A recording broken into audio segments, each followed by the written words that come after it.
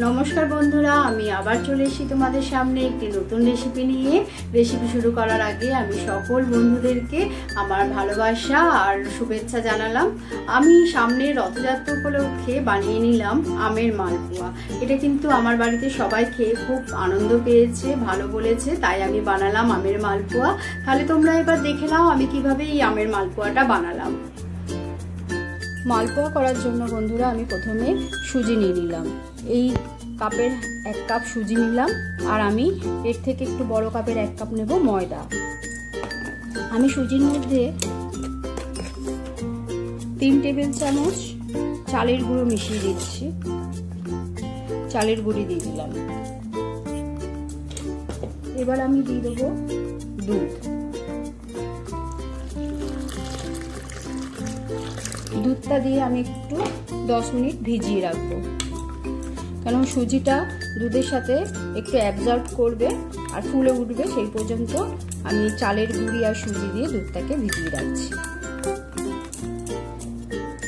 দেখো আমি সুজিটা দুধ দিয়ে ভালো করে গুলে নিয়েছি। এবার একটু আমি ঢেকে রেখে দেবো। আর এই সময় আমি কি করব, দুটো আম নিয়ে নিয়েছি, যেহেতু আজকে আমের মালপোয়া করব। আমি দুটো আম নিয়েছি। এই আমগুলো হচ্ছে আম্রপালি আম, ভীষণ মিষ্টি আমগুলো। আমি দুটো আমের পাল্প বের করে নেব। তাহলে চলো আমি এই আমের মিক্সিতে পাল্পটা বের করে নিই। দেখো বন্ধুরা 10 মিনিট হয়ে গেছে, সুজিটা আর দুধের সাথে মিশে গেছে, সুজি আর চালের গুঁড়ো। এবার আমি দিয়ে দেবো ময়দা। আমি দিলাম এই বড় কাপের 1 কাপ ময়দা দিয়ে আবার আমি দুধ দিয়ে এটাকে গুলতে থাকবো।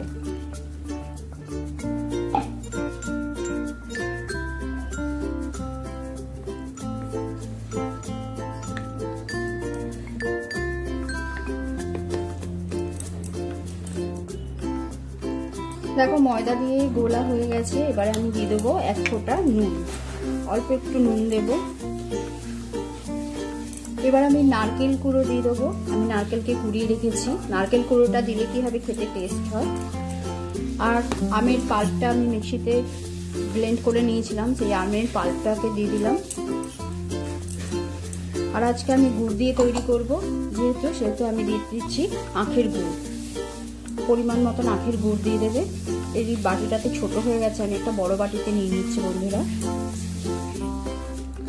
দেখো বন্ধুরা আমি একটা বড় পাত্রের মধ্যে নিয়ে নিলাম, কেন ওই জায়গাটা না ছোট হয়ে যাচ্ছে। এবারে আমি দিয়ে দিচ্ছি মৌরি, দিয়ে সমস্ত কিছু দিয়ে একসাথে মিশিয়ে নেব।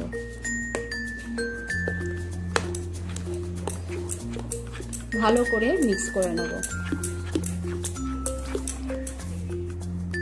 দেখো আমার ভালো করে গোলা হয়ে গেছে। এটা কিন্তু খুব বেশি পাতলাও হবে না, আবার খুব বেশি মোটাও হবে না, ঠিক এই রকম হবে।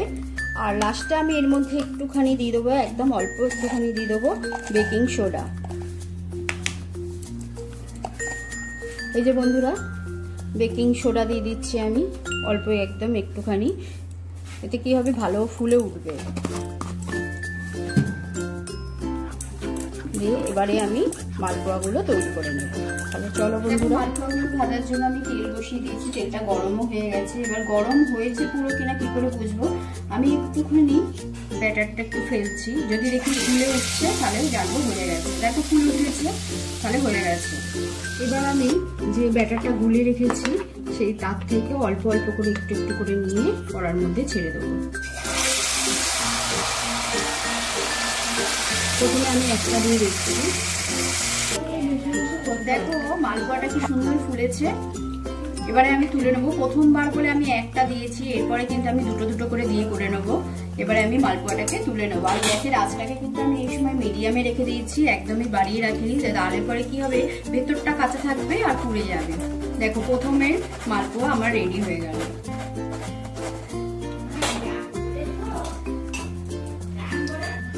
দেখো বন্ধুরা যখনই আমি ব্যাটার থেকে দেবো মালপোয়া তেলের মধ্যে, তখন আমি ভালো করে একটুখানি ঘুটে নেব, নিয়ে অল্প অল্প করে এবারে আমি দেব।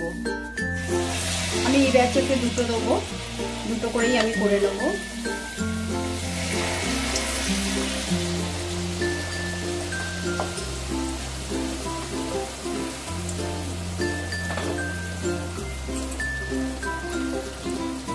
দেখো এবার উল্টে দিলাম, আর এক পিঠ একটু ভালো করে হতে দেবো।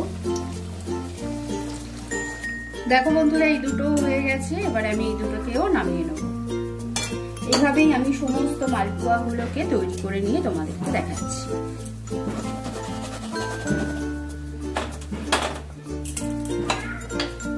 আবারও একইভাবে দিয়ে দেবো।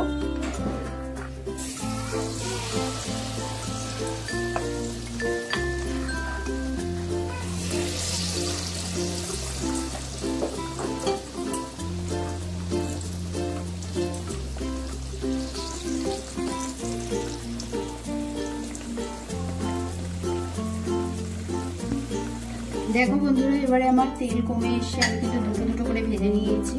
এবারে ব্যাটারও কমে গেছে আর তেলও কমে এসে দেখো এইটুকুনি আর আমার ব্যাটার করে রয়েছে।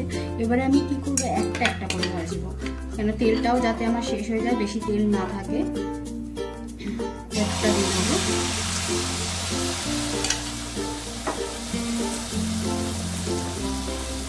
আর এই সময় একটু তেলটাকে আমি একটু চারিদিক দিয়ে এরকম করে দেবো, কম তেলের মধ্যে করছি যেহেতু।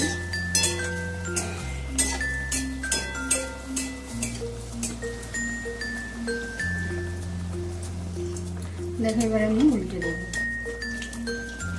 এভাবে আমি লাস্টের গুলোকে ভেজে নেব, কেন আমি আর তেল দেবো না, কেন পোড়া তেলটা থেকে গেলে এমন কিছু করা যায় না, একটা গন্ধ ছাড়ে, সেই জন্য আমি এইভাবেই করে নেবো লাস্টের গুলো।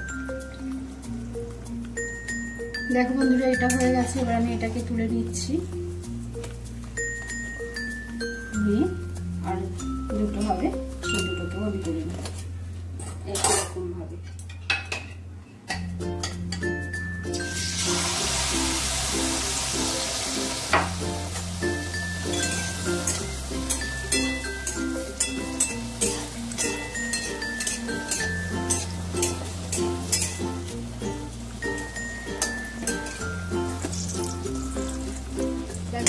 তৈরি হয়ে গেল আজকের রেসিপি আমের মালপোয়া।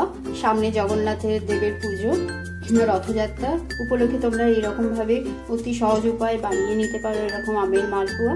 আর আমার রেসিপিটা যদি তোমাদের ভালো লেগে থাকে তাহলে তোমরা লাইক করো, শেয়ার করো, কমেন্ট করো, আর আমার চ্যানেলটিকে সাবস্ক্রাইব করে আমার পাশে থেকো। তাহলে আজকের মতন এইখানেই, আবার চলে আসবো অন্য কোনো রেসিপির সাথে। ধন্যবাদ।